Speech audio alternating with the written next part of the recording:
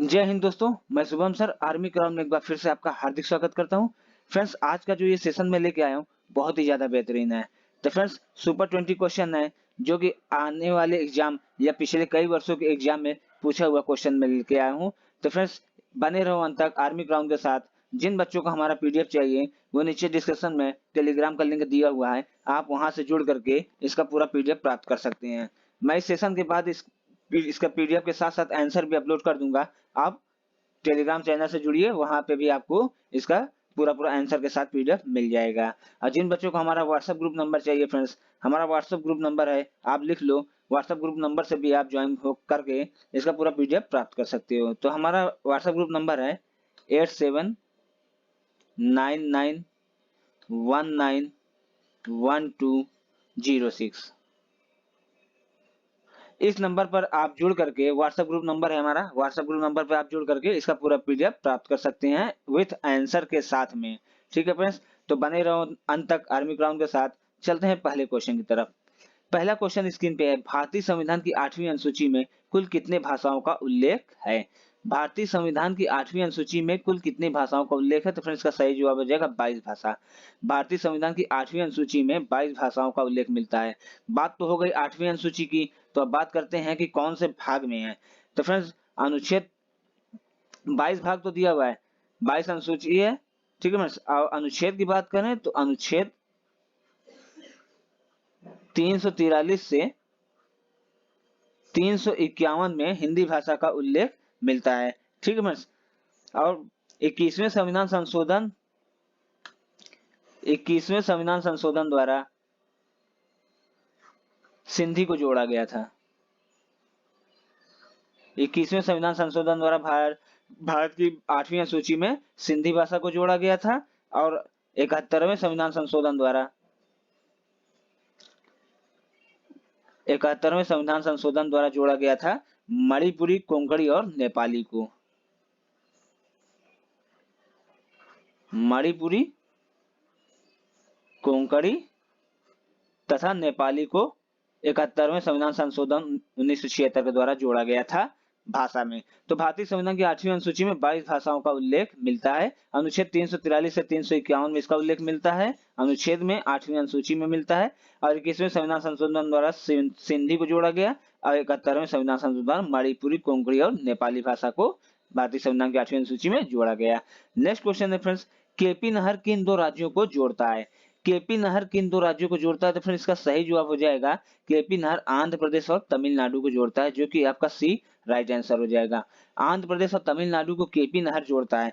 KP का पूरा नाम क्या है फ्रेंड्स? तो केपी को पहले इसको बुलाया जाता था कोम्मापुर के नाम से।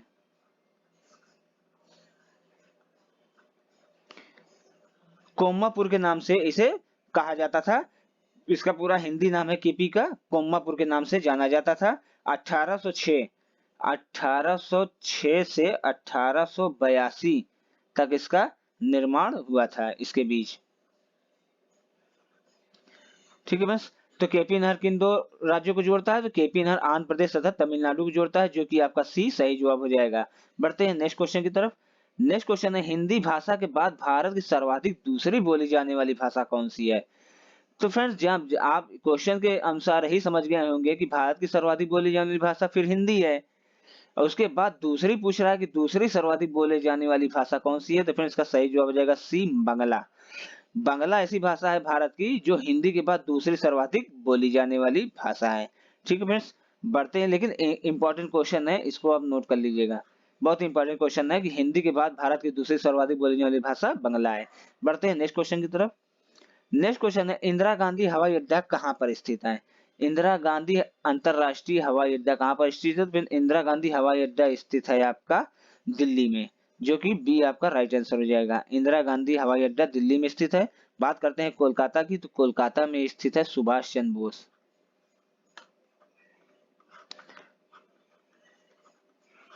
सुभाष चंद्र बोस हवाई अड्डा कोलकाता में स्थित है। बात करते हैं मुंबई की, तो मुंबई में स्थित है छत्रपति शिवाजी।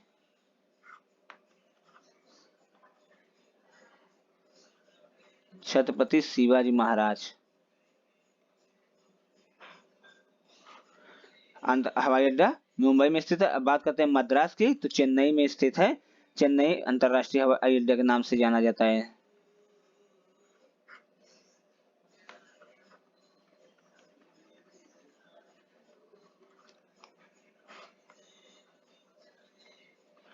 ठीक है बस। तो इंदिरा गांधी हवाई अड्डा कहाँ पर स्थित है? न्यू दिल्ली में स्थित है, जो कि आपका बी राइट आंसर हो जाएगा। बात करते हैं कोलकाता की, तो कोलकाता में सुभाष चंद्र बोस हवाई अड्डा है। मुंबई में छत्रपति शिवाजी महाराज हवाई अड्डा है। अब मद्रास का नाम चेन्नई अंतरराष्ट्रीय हवाई अड्डा के नाम से जाना जाता है। बढ़ते हैं नेक्स्ट क्वेश्चन की तरफ। नेक्स्ट क्वेश्चन है, सबसे भारी ग्रह कौन है? सबसे भारी ग्रह कौन सा है? तो फिर इसका सही जवाब हो जाएगा, सबसे भारी ग्रह बृहस्पति है, जो कि बी आपका राइट आंसर हो जाएगा। बी आपका राइट आंसर होगा, सबसे भारी ग्रह बृहस्पति है। अब भारी ग्रह की बात तो कर लिए हैं, तो लेते हैं कि सबसे हल्का ग्रह कौन सा है।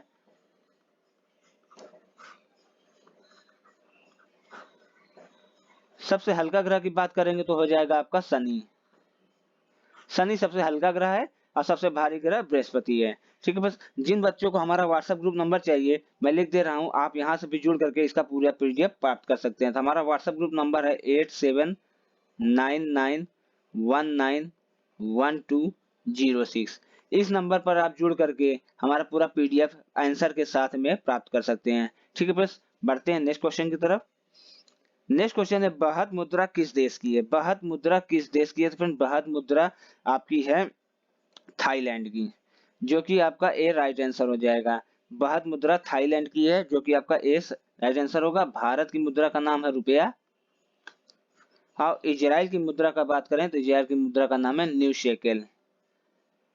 न्यू शेकेल इजराइल की मुद्रा का नाम है। भारत की मुद्रा का नाम रुपया है। बहत मुद्रा थाईलैंड की है, जो कि आपका ए राइट आंसर हो जाएगा।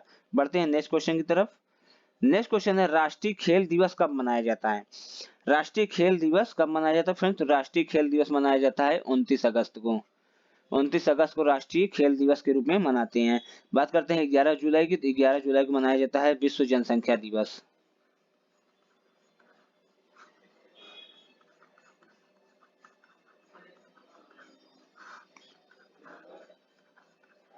विश्व जनसंख्या दिवस 11 जुलाई को मनाया जाता है। 12 अगस्त की बात करें तो 12 अगस्त को फ्रेंड्स, 12 अगस्त को मनाया जाता है अंतरराष्ट्रीय युवा दिवस।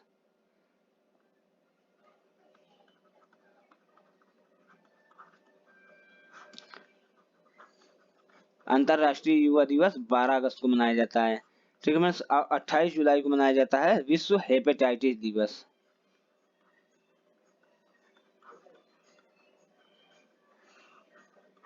हेपेटाइटिस दिवस।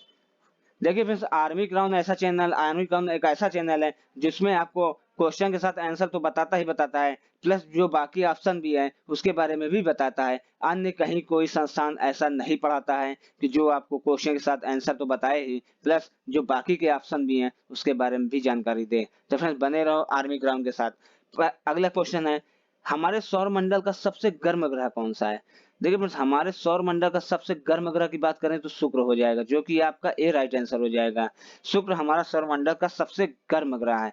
अब बात करते हैं, गर्म ग्रह तो हो गया, तो बात करते हैं सबसे ठंडे ग्रह की। तो फ्रेंड्स, सौर मंडल का हमारा सबसे ठंडा ग्रह है अरुण। अरुण सबसे ठंडा ग्रह है। शुक्र आपका जो तो सबसे गर्म ग्रह है। शुक्र को पृथ्वी की बहन भी कहा जाता है। पृथ्वी की बहन के नाम से भी शुक्र को जाना जाता है, और इसे एक भोर का तारा भी कहते हैं। भोर का तारा के नाम से शुक्र को जाना जाता है। पृथ्वी की बहन के नाम से शुक्र को जाना जाता है। सौरमंडल का सबसे गर्म ग्रह शुक्र है, जो कि ये आपका सही जवाब हो जाएगा। और सबसे ठंडा ग्रह की बात करें तो सौरमंडल का सबसे ठंडा ग्रह हो जाएगा आपका अरुण। ठीक है फ्रेंड्स, बढ़ते हैं नेक्स्ट क्वेश्चन की तरफ। नेक्स्ट क्वेश्चन है, थार रेगिस्तान किस देश में स्थित है? बहुत ही ज्यादा इंपॉर्टेंट है फ्रेंड्स। थार रेगिस्तान किस देश में स्थित है? तो फ्रेंड्स थार रेगिस्तान भारत में स्थित है, जो कि आपका डी राइट आंसर हो जाएगा। थार रेगिस्तान भारत में तो स्थित है ही है, भारत के राजस्थान राज्य में स्थित है। भारत के राजस्थान राज्य में थार रेगिस्तान स्थित है। यह विश्व का 17वां सबसे बड़ा मरुस्थल है फ्रेंड्स। थार रेगिस्तान भारत का विश्व का 17वां सबसे बड़ा रेगिस्तान है। इसको आप नोट कर लीजिएगा फ्रेंड्स। थार रेगिस्तान किस देश में स्थित है? भारत के राजस्थान राज्य में स्थित है और थार रेगिस्तान विश्व का 17वां सबसे बड़ा रेगिस्तान है। अब गर्म की बात करें तो विश्व में 9वां स्थान इसका सबसे गर्म ग्रह है, वो ग्रह की बात कर सॉरी रेगिस्तान है, 9वां सबसे गर्म रेगिस्तान है। ठीक है फ्रेंड्स, जगह नहीं होने के कारण नहीं लिख पाया हूं, मैं बोल दे रहा हूं, आप लिख लीजिएगा। थार रेगिस्तान राजस्थान में है जो कि भारत के देश में है, विश्व का 17वां सबसे बड़ा रेगिस्तान है। अब बात करते हैं गर्म की, तो ये गर्म में इसका विश्व में 9वां स्थान है फ्रेंड्स। ठीक है फ्रेंड्स, बढ़ते हैं नेक्स्ट क्वेश्चन की तरफ। नेक्स्ट क्वेश्चन है साइकिल का आविष्कार किसने किया? साइकिल का आविष्कार किसने किया? तो फ्रेंड्स साइकिल का आविष्कार किया था आपका बैरन क्लार्क ने, जो कि डी आपका राइट आंसर हो जाएगा। बैरन क्लार्क ने साइकिल का आविष्कार किया था 1817 में। 1817 में इन्होंने साइकिल की खोज की थी। ठीक है फ्रेंड्स, बढ़ते हैं नेक्स्ट क्वेश्चन की तरफ। नेक्स्ट क्वेश्चन है भारत के राष्ट्र ध्वज में हरा रंग किसका प्रतीक है? इंपॉर्टेंट क्वेश्चन है फ्रेंड्स, बहुत ही ज्यादा इंपॉर्टेंट है। भारत में राष्ट्र ध्वज में हरा रंग किसका प्रतीक है? तो फ्रेंड्स बात करते हैं हरा रंग की, तो हरा रंग आपका हो जाता है, हरा रंग आपका हो जाएगा उर्वरता, खुशहाली और विश्वास से हो जाता है। ठीक है फ्रेंड्स, जो कि आपका डी सही हो जाएगा, धरती से संबंध तथा समृद्धि से संबंधित है। ठीक है फ्रेंड्स, बढ़ते हैं नेक्स्ट क्वेश्चन। हरे रंग की बात हो गई, तो बात करते हैं केसरिया की। तो केसरिया आपका जो है तो हो जाता है बलिदान से, जो कि आपका बी राइट आंसर हो जाएगा। अगर पूछ लेगा भारत के राष्ट्र ध्वज में केसरिया का कौन सा रंग, केसरिया रंग का प्रतीक क्या है, तो बलिदान का प्रतीक है। अब बात करते हैं सफेद की। सफेद आपका हो जाता है शांति का प्रतीक, शांति का प्रतीक सफेद हो जाएगा। हरा रंग हो जाएगा आपका धरती से संबंधित समृद्धि से हो जाएगा। केसरिया की बात करेगा तो बलिदान हो जाएगा, तब भी आपका राइट आंसर हो जाएगा। बढ़ते हैं नेक्स्ट क्वेश्चन की तरफ। नेक्स्ट क्वेश्चन है राज्यपाल के अध्यादेश कितनी होती है? बोल रहा है कि राज्यपाल के अध्यादेश की अवधि कितनी होती है? तो फ्रेंड राज्यपाल के अध्यादेश की अवधि होती है 6 सप्ताह, जो कि आपका ए राइट आंसर हो जाएगा, 6 सप्ताह। अब बात करते हैं राष्ट्रपति की। राष्ट्रपति के अध्यादेश की अवधि कितनी होती है? तो फिर इसका भी जवाब आपका 6 सप्ताह ही होगा। राज्यपाल या राष्ट्रपति, राज्यपाल तथा राष्ट्रपति के अध्यादेश की अवधि होती है फ्रेंड 6 सप्ताह, जो कि बी या ए आपका राइट आंसर हो जाएगा। बढ़ते हैं नेक्स्ट क्वेश्चन की तरफ। नेक्स्ट क्वेश्चन है जम्मू कश्मीर उच्च न्यायालय की स्थापना कब हुई? जम्मू कश्मीर उच्च न्यायालय की स्थापना कब हुई फ्रेंड? तो इसका सही जवाब हो जाएगा जम्मू कश्मीर उच्च न्यायालय की स्थापना 1957 में हुई, जो कि ए आपका राइट आंसर हो जाएगा। ए राइट आंसर होगा। और जम्मू कश्मीर एकमात्र राज्य है, जम्मू कश्मीर भारत का एकमात्र राज्य है जिसका अपना अलग संविधान है।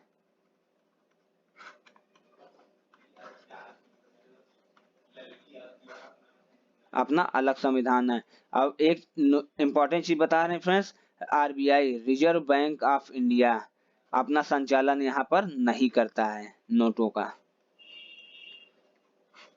अपना संचालन यहाँ पे नहीं करता है। तो जम्मू कश्मीर उच्च न्यायालय की स्थापना कब हुई? 1957 में हुई। यह एकमात्र राज्य है भारत का जहां इसका अपना अलग संविधान है। ठीक है फ्रेंड्स, बढ़ते हैं नेक्स्ट क्वेश्चन की तरफ। नेक्स्ट क्वेश्चन है भारत की मुख्य खाद्य फसल कौन सी है? भारत की मुख्य खाद्य फसल कौन सी फ्रेंड्स? इसका सही जवाब हो जाएगा ए चावल। चावल भारत की मुख्य खाद्य फसल के रूप में आता है। ठीक है फ्रेंड्स, जिन बच्चों को हमारा व्हाट्सएप ग्रुप नंबर चाहिए वो नीचे टेलीग्राम मैं लिख दे रहा हूँ, आप वहां से ज्वाइन करके इसका पूरा पीडीएफ आंसर के साथ में प्राप्त कर सकते हैं 8799191206 पर। और हमारा नीचे डिस्क्रिप्शन में टेलीग्राम का लिंक दिया हुआ है, आप चाहो तो वहां से भी ज्वाइन करके इसका पूरा पीडीएफ प्राप्त कर सकते हैं। तो फिर जिन बच्चों को ये सेशन हमारा अच्छा लग रहा है, हमारे चैनल को एक लाइक करिएगा और सब्सक्राइब जरूर करिएगा। सब्सक्राइब करिएगा तो बेल आइकन को जरूर दबाइएगा, जिससे हमारा जो भी पीडीएफ आपके जो भी हमारा वीडियो जाएगा उसको आपको एक नोटिस मिल जाएगा। ठीक है फ्रेंड्स, बढ़ते हैं नेक्स्ट क्वेश्चन की तरफ। नेक्स्ट क्वेश्चन है स्वर्ण जयंती ग्राम, स्वर्ण नहीं स्वर्ण होगा यहाँ पे, स्वर्ण जयंती ग्राम स्वरोजगार योजना कब चालू की गई? तो फिर इसका सही जवाब हो जाएगा स्वर्ण जयंती ग्राम स्वरोजगार योजना चालू की गई 1999 में, जो कि बी आपका राइट आंसर हो जाएगा। 1999 तो सिर्फ सन दिया हुआ है, तो मैं डेट भी बता दे रहा हूं 1 अप्रैल 1999 को स्वर्ण जयंती ग्राम स्वरोजगार योजना चालू किया गया था। अब बात करते हैं उसमें प्रधानमंत्री की, तो अटल बिहारी वाजपेयी के समय में।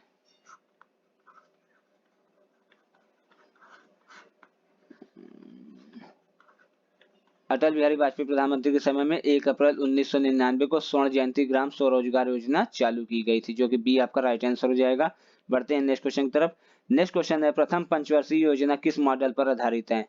तो फ्रेंड्स, प्रथम पंचवर्षीय योजना आधारित है हैराट डोमर मॉडल पर, जो कि ए बी आपका राइट आंसर हो जाएगा। हैराट डोमर मॉडल पर प्रथम पंचवर्षीय योजना चालू की गई थी। अब बात करते हैं पीसी महालनोबिस की, तो इसका हो जाएगा द्वितीय पंचवर्षीय योजना।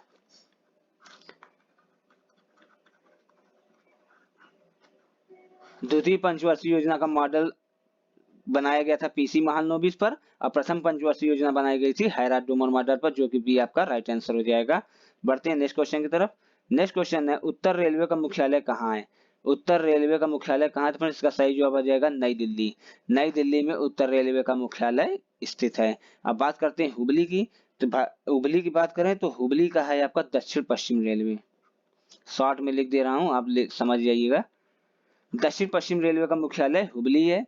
बात करते हैं बिलासपुर की, तो बिलासपुर की है दक्षिण पूर्व मध्य रेल। दक्षिण पूर्व मध्य रेल का मुख्यालय बिलासपुर हो जाएगा आपका। अब बात करते हैं हाजीपुर की, तो हाजीपुर का हो जाएगा दक्षिण पूर्व मध्य रेलवे।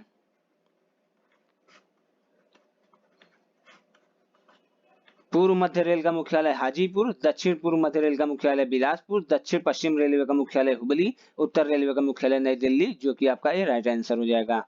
नेक्स्ट क्वेश्चन की तरफ बढ़ते हैं फ्रेंड्स। नेक्स्ट क्वेश्चन है, बाबर ने भारत पर कितनी बार आक्रमण किया? इंपॉर्टेंट क्वेश्चन है फ्रेंड्स।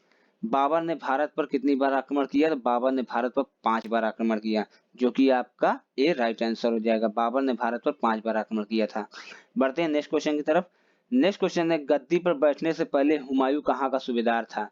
गद्दी पर बैठने से पहले हुमायूं कहाँ का सूबेदार था? तो इसका सही जवाब हो जाएगा फ्रेंड्स बदख्शां, जो कि ए आपका राइट आंसर हो जाएगा। गद्दी पर बैठने से पहले हुमायूं बदख्शां का सूबेदार था। बढ़ते हैं नेक्स्ट क्वेश्चन की तरफ। नेक्स्ट क्वेश्चन है, सूरत की संधि कब हुई? सूरत की संधि कब हुई? तो फ्रेंड्स, का सही जवाब जाएगा सूरत की संधि हुई थी 1775 में, जो कि ए आपका राइट आंसर हो जाएगा। 1775 में हुई थी। अब बात करते हैं किनके बीच हुई थी, तो हुई थी राघोवा के बीच, राघोवा तथा अंग्रेजों के बीच हुई थी। अंग्रेजों ने कहा था कि हम जीत जाएंगे तो आपको सेनापति बना दिया जाएगा। इसके बीच यही संधि हुई थी, सूरत की संधि हुई थी, राघोवा तथा अंग्रेजों के बीच हुई थी। अंग्रेजों ने कहा था कि अगर हमारी जीत होती है तो आपको सेनापति घोषित किया जाएगा। 1775 में यह संधि हुई थी।